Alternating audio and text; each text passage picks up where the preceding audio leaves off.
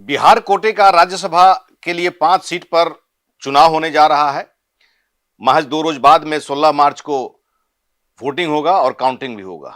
लेकिन बीजेपी ने अपनी एक राजनीतिक चाल से कई दलितों के साथ धोखा कर दिया है। नमस्कार, आदाब, सत श्री अकाल। मैं हूं मनोज नारायण सिंह और आप देख रहे हैं मंथन टुडे। बिहार कोटे का राज्यसभा का 5 सीट खाली हो रहा है। इसमें 5 सीट पर चुनाव होने जा रहा है। चूंकि कैंडिडेट 6 हो गया है, 5वें सीट पर मामला फंस गया है, पेच फंस गया है, जिस पर वोटिंग होना है। और इस 5वें सीट के लिए महागठबंधन और एनडीए दोनों में बेचैनी पकड़े हुए हैं, क्योंकि इस 5वें सीट के लिए एनडीए को 3 वोट की जरूरत है और महागठबंधन को 6 वोट की जरूरत है। हालांकि महागठबंधन जो है अपना एआईएमआईएम से अपना पैकिंग कर लिया है, पैक हो गया है। तो वैसी स्थिति में महागठबंधन जो है अब की स्थिति जो है मजबूत दिख रही है और दावा भी किया जा रहा है। और एनडीए जो है फिराक में है संदमारी लगाने की कि कैसे 5वां सीट निकलेगा। लेकिन 5वें सीट का जो गुणा गणित जो सामने आया, ये बहुत ही चर्चा का विषय बना हुआ है सियासत के बाजार में। वो इसलिए कि जिस व्यक्ति को कंफर्म टिकट देने की बात हो रही थी, उसको आरएसी टिकट कर दिया गया और आरएसी वाले को कंफर्म कर दिया गया। मतलब कि परिवारवाद करने वाले उपेंद्र कुशवाहा को जिनकी चर्चा हो रही थी कि 5वें नंबर पे वो जाएंगे, लेकिन उनको जो है 4थे नंबर पर सेफ जोन में कर लिया गया है। पिछड़ी जाति का वोट बैंक को दलित के बनिस्पत ज्यादा जो है बीजेपी ने तरजीह दी है और सुरेश राम को 5वें नंबर पे उतार दिया है। हालांकि जिस तरह से बेचैनी है, इस पर हम लोग और चर्चा करेंगे आगे, लेकिन थोड़ा देख लीजिए कि दोनों गठबंधन में कितनी बेचैनी है।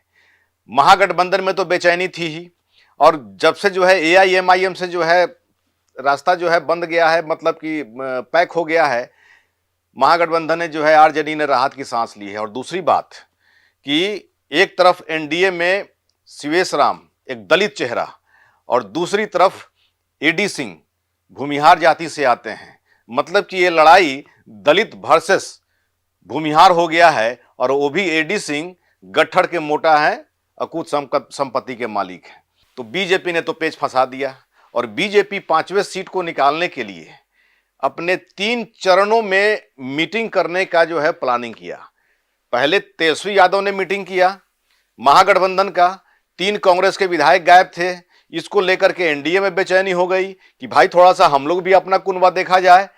3 चरण में मीटिंग एनडीए का बुलाया गया, 12 मार्च को, 14 मार्च को, मतलब कि आज दूसरे चरण का जो है आज मीटिंग होने वाला है।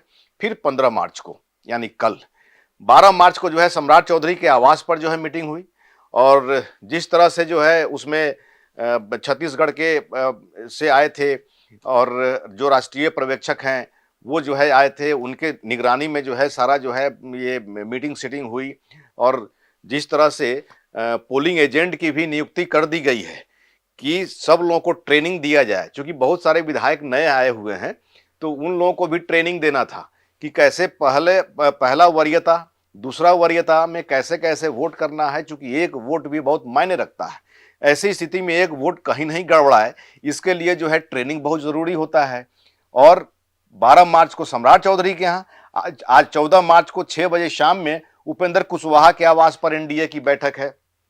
फिर कल विजय चौधरी के यहाँ जो है एनडीए की बैठक है।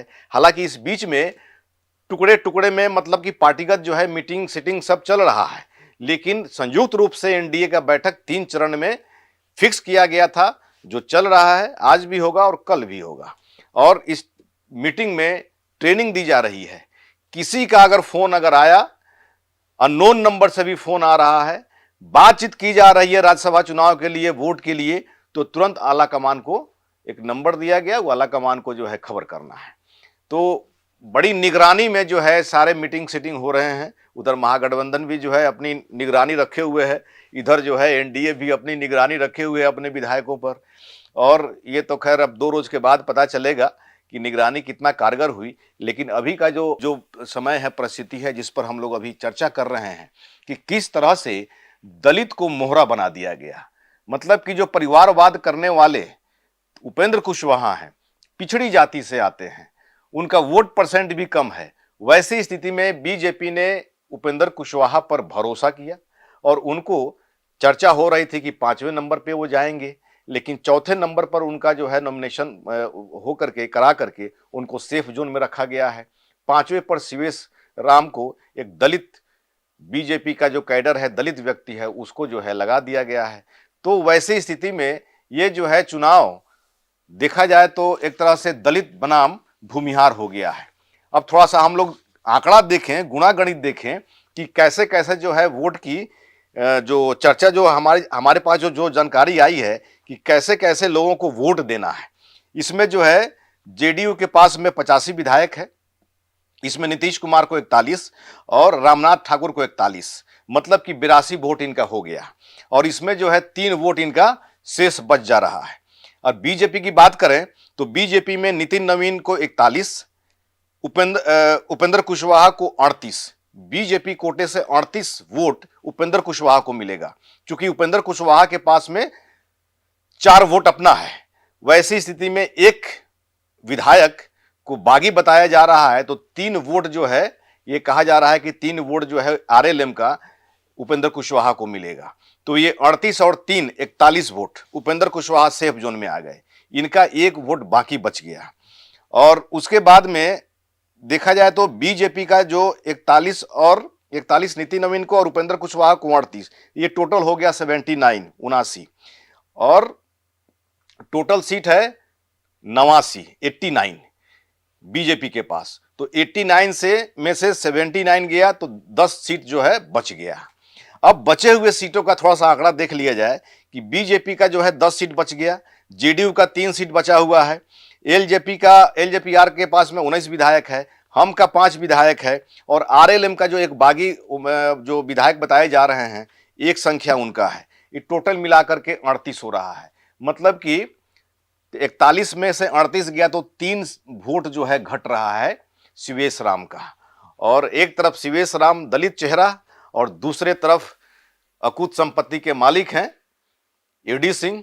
अब ये जो है दलित वर्सेस भूमिहार की लड़ाई बताई जा रही है। तो एक तरह से कहा जाए तो जिस तरह से बीजेपी ने जो अपना बीजेपी का जो उनका कैडर है, जिसका कंफर्म टिकट माना जा रहा था, उनको जो है आरएसी में बैठा दिया और जिनका आरएसी माना जा रहा था उपेंद्र कुशवाहा का, उनको जो है कंफर्म टिकट कर दिया। अब इस तरह से जो है, इस तरह से देखा जाए तो एक दलित कैडर को बीजेपी ने अपने दलित कैडर को के गर्दन पर राजनीतिक तलवार लटका दिया और वो भी पिछड़ी जाति के जो परिवारवाद करने वाले उपेंद्र कुशवाहा हैं उनके लिए। अगर शिवेश राम की जीत हो जाती है तो जय जय, अगर ये 3 वोट की जुगाड़ बीजेपी कर लेती है तो वैसी स्थिति में शिवेश राम की जय जय, और नहीं तो शिवेश राम की पराजय। यही स्थिति मौजूदा समय में बन रही है। ऐसे ही खबर देखने के लिए देखते रहिए मंथन टुडे। हमारे चैनल को लाइक करिए, सब्सक्राइब करिए और अधिक से अधिक लोगों तक शेयर करिए। बहुत बहुत शुक्रिया।